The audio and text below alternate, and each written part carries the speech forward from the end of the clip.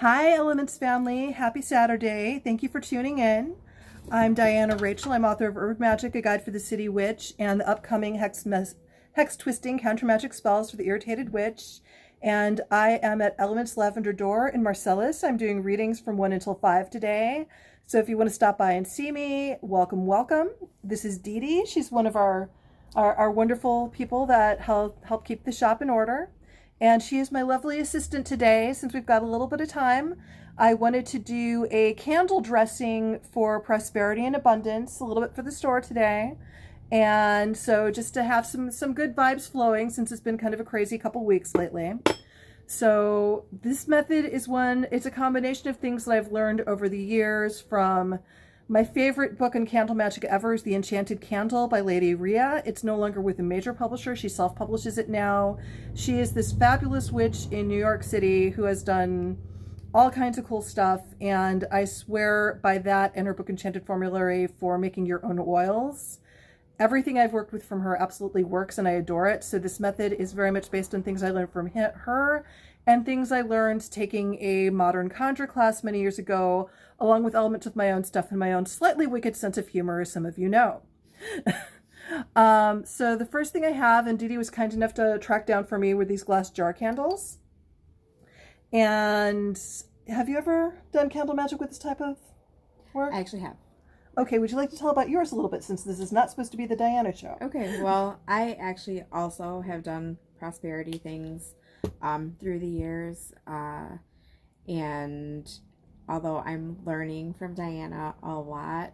Hi, Stella. Hi, Mom.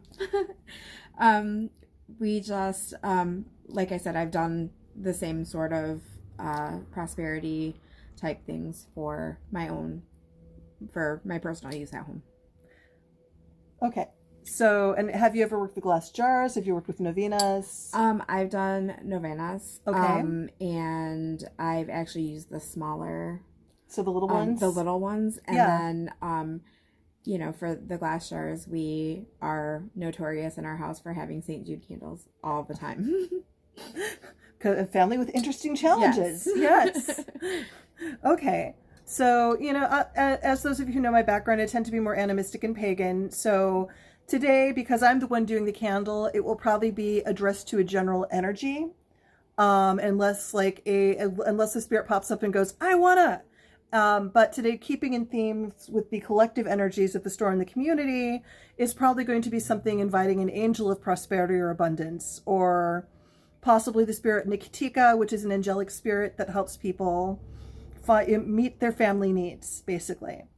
So this is the candle. Normally I prefer a barbecue skewer, and I do prefer metal because I have broken a lot of wood chopsticks this way. So I have a metal chopstick, which I'm pretty sure was supposed to be for me to eat sushi, but not anymore. And so this is a slightly softer wax with the white candle. One of the reasons I like using these candles is, yes, I can do wax reading from when you melt a candle down.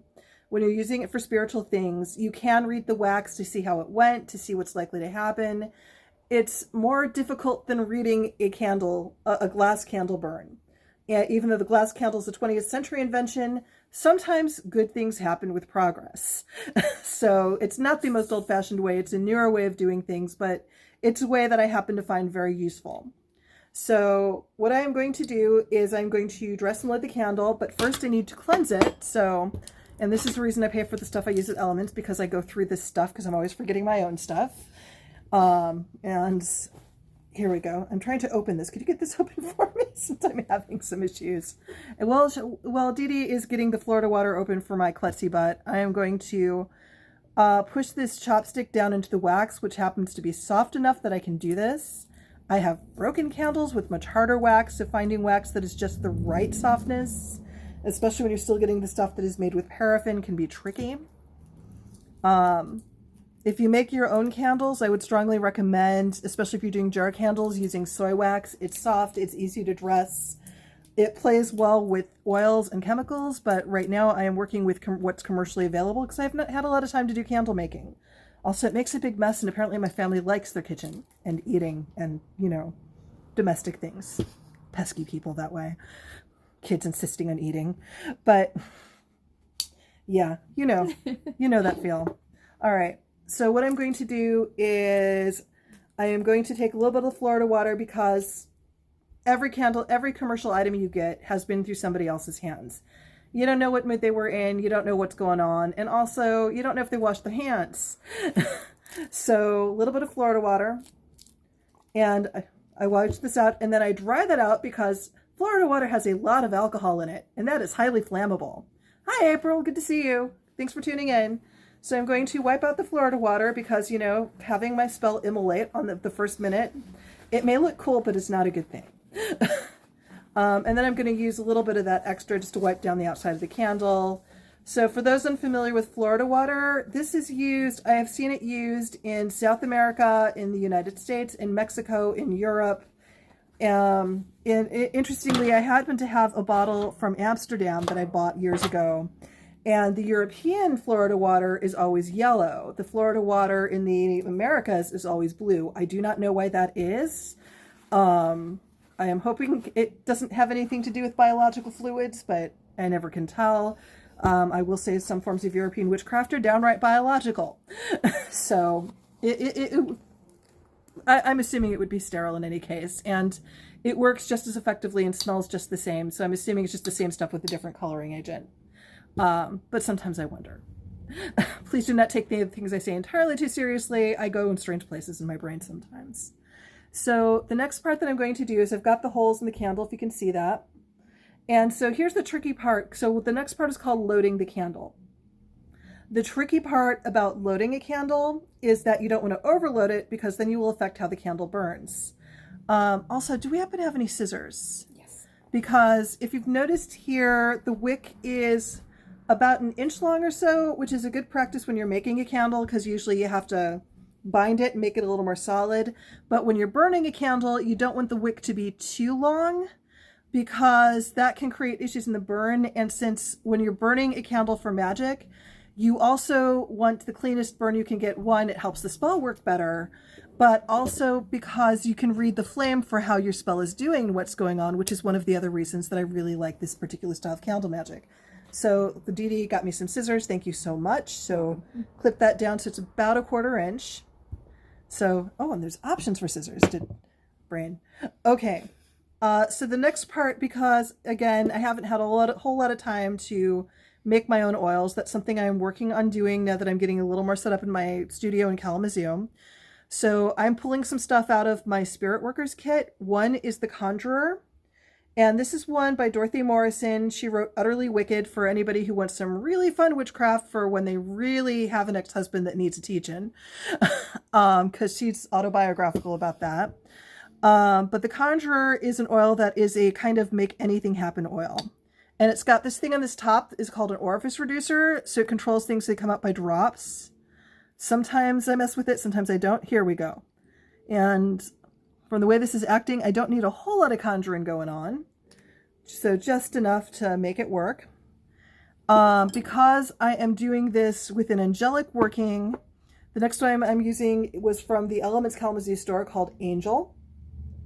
And so this will help kind of tune into the angel energies and the, hey, you know, if people need a reading or there's somebody in need that you've been, you know, keeping an eye on.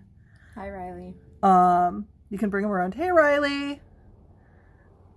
So this way it's got a little bit of a really good high vibration calling out for the good energy. And again, if people have questions as I'm doing this, you feel free to ask them. It may take me a minute to answer them, but I'm always happy to. And then this one was some stuff that was also Elements Kalamazoo. It looks like one of those, like it was one of those pheromone oils, but I like the smell. You know, good to know. I just took an art class while on the way here. So we had an awkward moment where my teacher was calling on me and we were in the Wendy's drive-thru. So that made for a fun moment with my class getting to know me today. I will say that the pheromone part of the pheromone oils, there's not a lot of evidence it makes a difference in spells, and I haven't noticed. Granted, if it makes a difference in, it's usually bug pheromones. I would assume human pheromones would draw you humans, but I don't know. When it comes, you know, as open as I am about my dating life, I haven't been liking who I've been drawing. So I would not want to encourage the local flavor that way. So just being honest.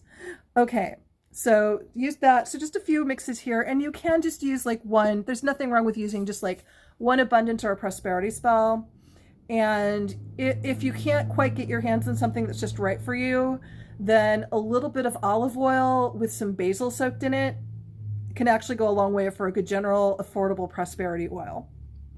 So I plan on growing a ton of basil, so I will have plenty of that later this year. So the next thing I wanted to use is, and just a pinch of this with some ground allspice. Now, allspice is not a spice mix, just as curry can be a spice mix, but is also a specific plant. People drive me crazy when they get these things confused. Allspice is a part of the berry from the pimento tree. You know that pepper thing, I think, actually it might not be, but it is a berry from a tree that is similar to cinnamon, but not quite cinnamon. And it is known for bringing good luck and prosperity. And I like this one because it's nice and powdered.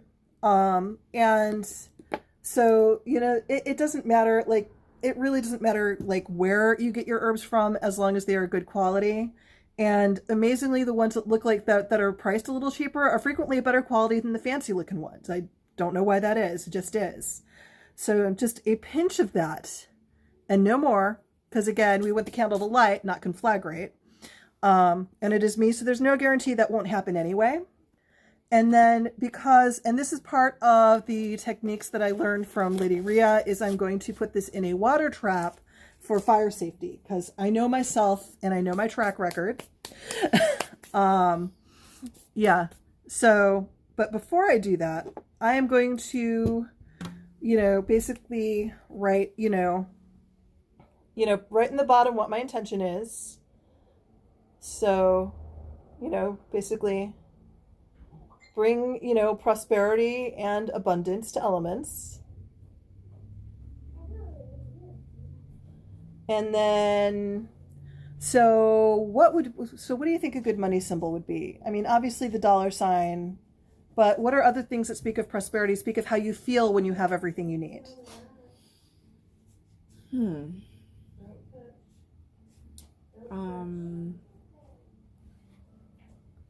Heart. So I'm doing a heart because, okay, so here's something that a lot of people aren't aware of. Is that the stuff you use for love magic can also be used with the money magic and worked very effectively. So we have a customer in the shop, so my assistant has to go, do her job. If there's, okay, a fortune coin, a clover. Thank you, Riley. I like the clover idea. So I am not the best sketch artist, so we're going to kind of do this. But we're going to have a heart, a clover, a $, and I think that's good. 3 elements are good for a start, right? Okay, and so what I'm going to do is put this candle, so I prefer to have cute fancy bowls for this. Obviously I didn't today. So I ran across the street and got an aluminum pan because it works. And you're seeing that's some allspice that I had a little bit extra, so I just spilled it in there. So I'm going to put this in there in that pan. So I'll pan down so you can kind of see what I'm doing from here, hopefully. So you can see that. And yes, I am in my goddess Beltane dress today. And then what I am going to do is add a little bit of things that are historically associated with abundance and with it coming in a good way, in pure good ways. So one of the things that I'm adding are some coconut flakes, which, yay, I am really glad that DeeDee left me the scissors. So adding some coconut flakes, because coconut has been something that has been an abundant crop that feeds hungry people. And yes, I'm aware of some of the environmental issues, but it's been around for a very long time and is very much associated with prosperity and money. So I'm allergic to coconut. So traditionally you would taste this. I have a coconut allergy, so I won't be. But traditionally when you were making stuff like this, you do take like a little bite or a little sip, or for example, for those of you out there that work with the Orisha and work with those with your ancestors in that manner, like if you're putting honey, you taste the honey. I I'm simply not doing it because, one, if you put pimento or allspice in your mouth, it's sort of like the cinnamon challenge, but worse. And also allergies. That's it. And, you know, I also do not do the sugar thing, but sugar is good for sweetening a sweetheart, for, again, bringing in abundance. And then I'm going to add some peppermints.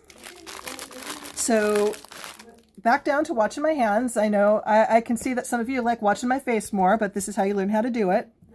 So again, grabbing the scissors so I can open the thing. And so peppermint is an interesting herb in that it is a fire herb and a cooling herb. So if people have been, and it also brings in a little bit of extra prosperity because it is a green herb when it is grown. So this is just a way of bringing in, you know, freshness and a little bit of fire to stimulate things a little bit and to just bring in some goodness. And just get people kind of going, oh, okay, what can I do with this? And so we're going to go ahead and do this. So to bring in the goodness of the day, to bring in a little bit of fire and a little bit of stimulation, but in a really good, healthy, happy way. And then I also, once again, today is the day where I work with spell components I'm allergic to because it's just intuitively what felt right. Oh dear. And I got this in the grocery store across the street, and apparently it's been a long time since some people, touched some of this stuff, so I just got myself in the face. But I will be okay. All right, and so this one's a little bit of almond oil flavoring, because almonds are also associated with wealth and prosperity, and, you know, nuts, beans, this kind of thing. And as you can see from me wiping myself off, making a mess is a very normal part of witchcraft practice. If it is neat and tidy, I question you. So there are neat and tidy ways of doing this, but however. And then for the last piece, and this is an important piece, is I add some water. And this is a fire safety feature, but it is also a useful feature. So if you want to add offerings, if you want to add more to the spell, if you want to throw a coin in, you know, so for example, if you have like a shiny new penny from 2021 or a shiny new dime, you can add that in to add spell components. And it's a fairly easy and collective way to kind of make it neat and to add those energies. I am not one of those people that likes the tool time approach to magic. I do not think more power is better. I think enough power is enough power. So we've got enough here. So I'm going to take a minute and just focus on the candle and on, you know, how I would like everyone in the shop to feel, you know, after a day's work.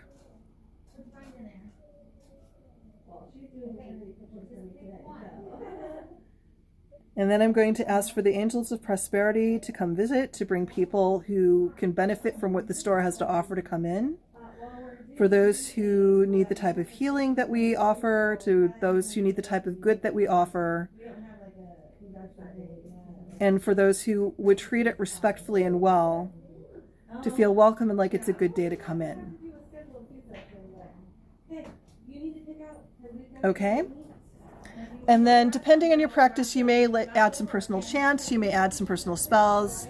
There are some practices where you may pray some psalms over this. It's whatever is appropriate and speaks to you for how you do it. It's a way of just kind of giving the candles a little bit of direction, because a lot of practitioners that work with candles think of them as the flame as a living spirit that exists to go do a job, and then when it's done, it ceases to exist.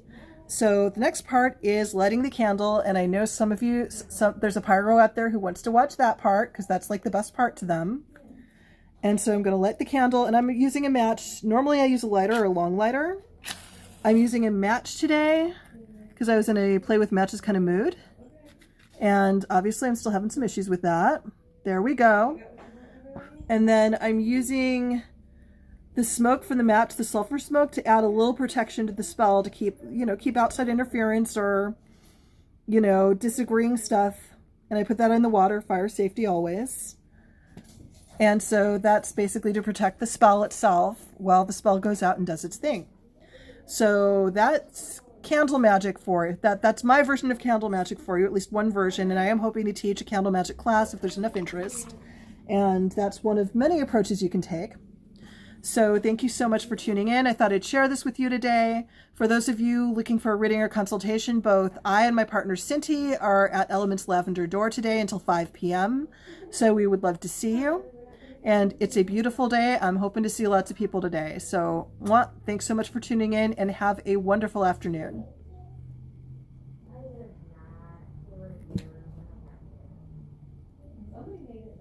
Why is this? Well, I can just